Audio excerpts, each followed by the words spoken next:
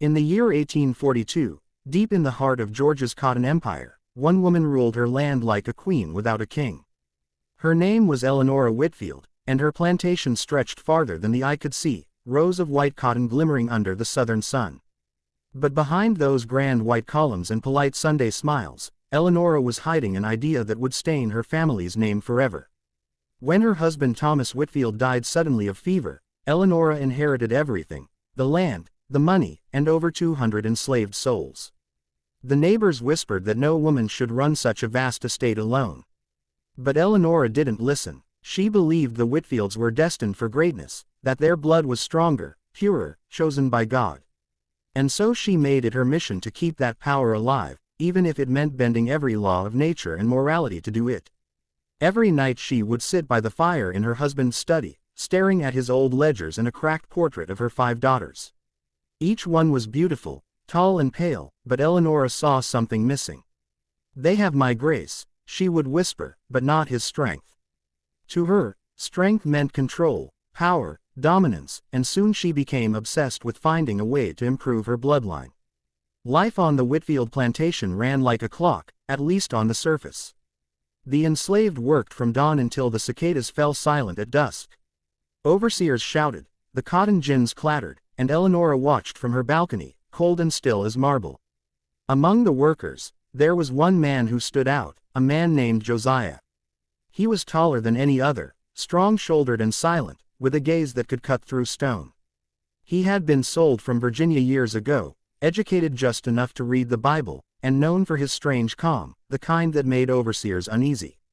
When Eleanora first saw him, it wasn't through lust or pity. It was calculation. She said nothing that day, but her eyes lingered longer than they should have. That night, the servants whispered about the mistress's new interest. "Miss Eleanora been asking about that tall one," said an old woman named Ruth. Another shook her head. "Ain't no good come when a lady stares too long at one of us." But the rumors didn't stop.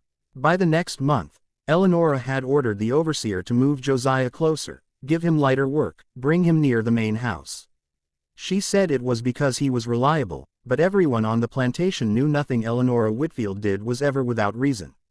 Late one evening, as the house slept, Eleanora stood by her mirror, staring at her reflection, her once youthful beauty fading beneath candlelight. Her eldest daughter, Mary Ann, would soon turn 17, the same age Eleanora was when she first married.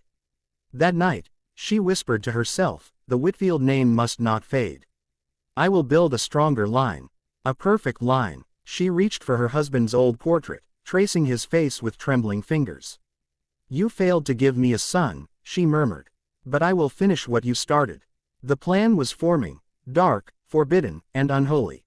The next morning, Josiah was ordered to the main house. He stood before Eleanora, sweat glistening on his skin after a long day in the fields. She looked him over with quiet intensity, then said simply, "From now on, you'll work under my direction. The overseer will report to me." Josiah nodded, but didn't speak. Behind his calm eyes, something flickered. Suspicion or fear. Outside, the wind swept through the cotton fields, carrying whispers the house couldn't contain. The servants began to talk, and the overseer avoided the mistress's gaze, because everyone on the Whitfield plantation knew one thing for certain. When Eleanora Whitfield set her mind on something, she never stopped, not until she got it. The tall man she chose becomes part of a plan no one could have imagined. What began as an obsession will turn into something darker and deadlier. Last time we met Eleanora Whitfield, the widow who ruled her Georgia plantation like a kingdom. But now, her obsession with creating a perfect bloodline has led her to one man, a tall, quiet, enslaved worker named Josiah. No one knew exactly what the widow intended, but the way she looked at him, everyone knew it wasn't mercy. The summer of 1843 was the hottest anyone could remember. The air itself felt heavy, like it was holding its breath. On a morning thick with humidity, Eleanora summoned Josiah to the veranda. She sat in her high-backed chair, a lace fan moving slowly in her hand, her daughters watching from behind the curtains. "You are Josiah," she said softly. "Yes, ma'am," he answered, eyes down. "I've heard you're strong, obedient, capable of hard work." He nodded once, then she leaned forward, her voice sharp, but calm. "From today, you'll be working near the house. I'll have tasks for you personally. You'll do them exactly as I say. To anyone listening, it sounded like a promotion, but to Josiah, it felt like a warning. That night, as the cicadas screamed from the fields, Josiah sat outside the cabin he shared with 3 others. He didn't speak much, but the others noticed his silence had turned heavy. Ruth, the older house servant, came by with a bowl of stew. "They say mistress got plans for you," she whispered. "You best be careful, boy. Ain't no safety in a white woman's favor."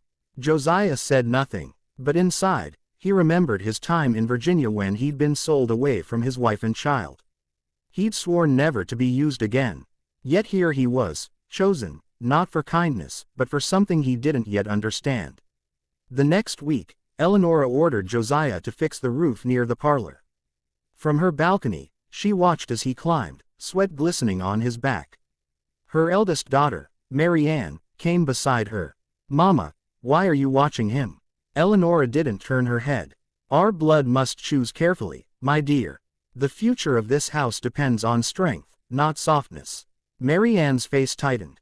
She didn't fully understand, but something in her mother's tone chilled her. That night, she overheard the servants whispering, and when she realized what her mother's plan truly was, she couldn't sleep. A week later, Eleanora ordered Josiah to serve wine at the family dinner, an unusual demand.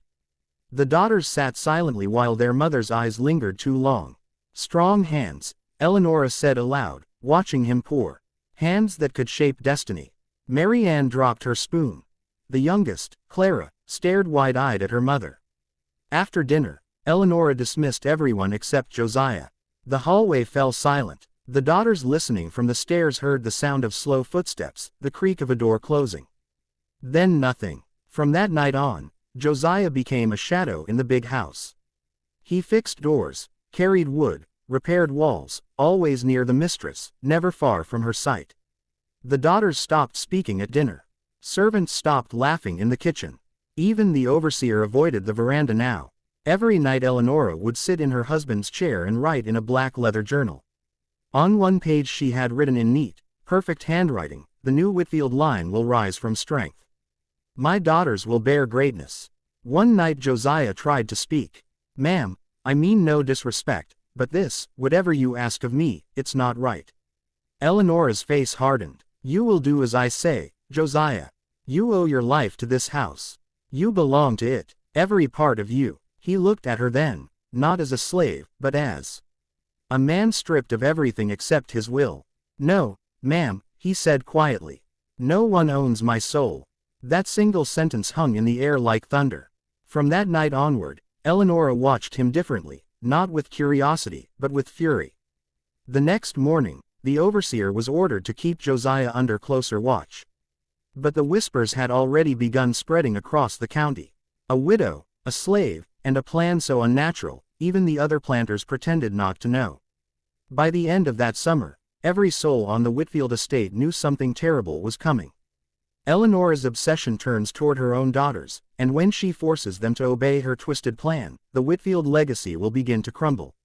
The summer sun had begun to fade earlier each evening, and the Whitfield plantation seemed quieter than ever before. Yet beneath that silence, something dark was spreading, like rot under polished wood. Eleanora Whitfield's eyes had lost their warmth, if she ever had any.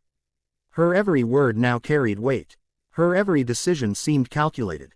Her every glance toward Josiah heavy with intent. The servants spoke less. The daughters avoided their mother's gaze. Even the house itself seemed to hold its breath. Mary Ann, the eldest, was the only one who dared to question her. She had begun to sense what her mother was planning, and the thought of it made her sick with dread. One night, as the candles flickered in the drawing room, Mary Ann tried to speak.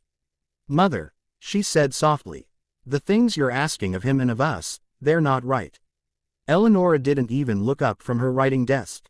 Her pen continued to move across the page, steady as her heartbeat. "What is right," she said, "is what preserves the Whitfield name. What keeps our blood strong." Mary Ann stepped closer. But at what cost? That made Eleanora pause. She turned, her pale face glowing in the candlelight. "At any cost, child. The world takes what it wants from the weak.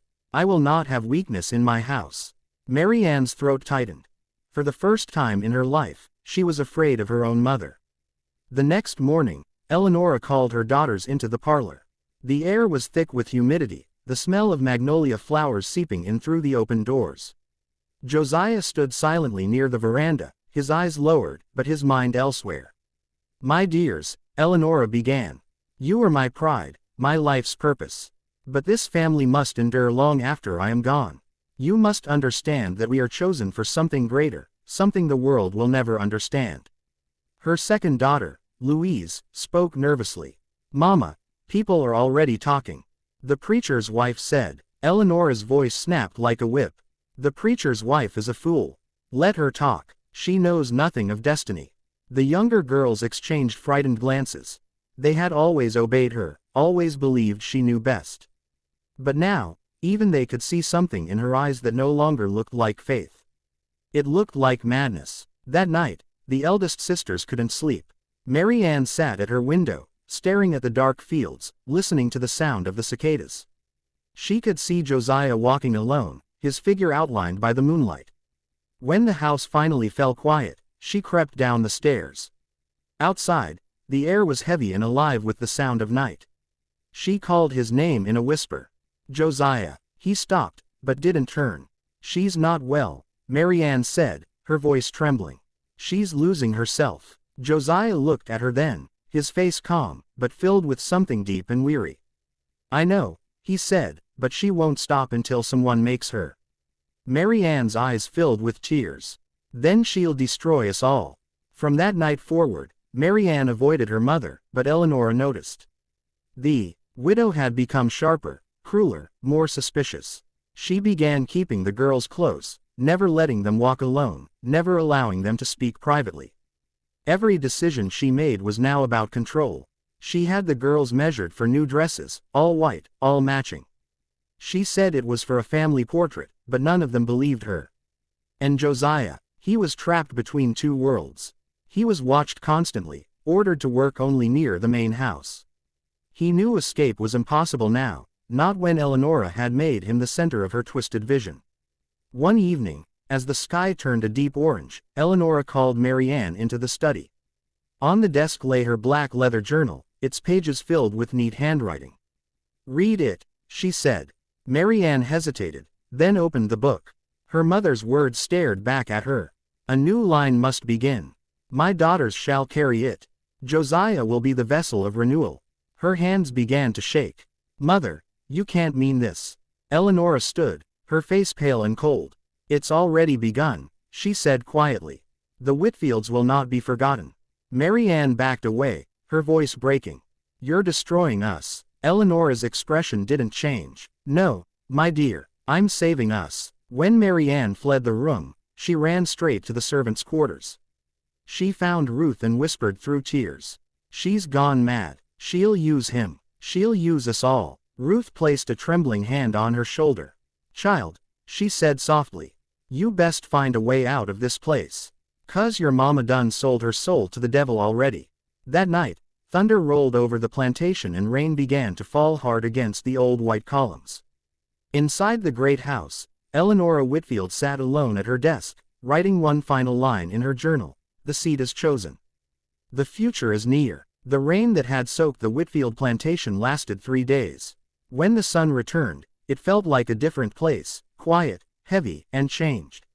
The workers in the field spoke in murmurs, afraid their words might travel through the air and reach the mistress's ears. The overseer avoided the main house altogether, claiming, "Miss Whitfield don't need a man to tell her what's right anymore." But by then, everyone knew the truth. Something was wrong inside that mansion.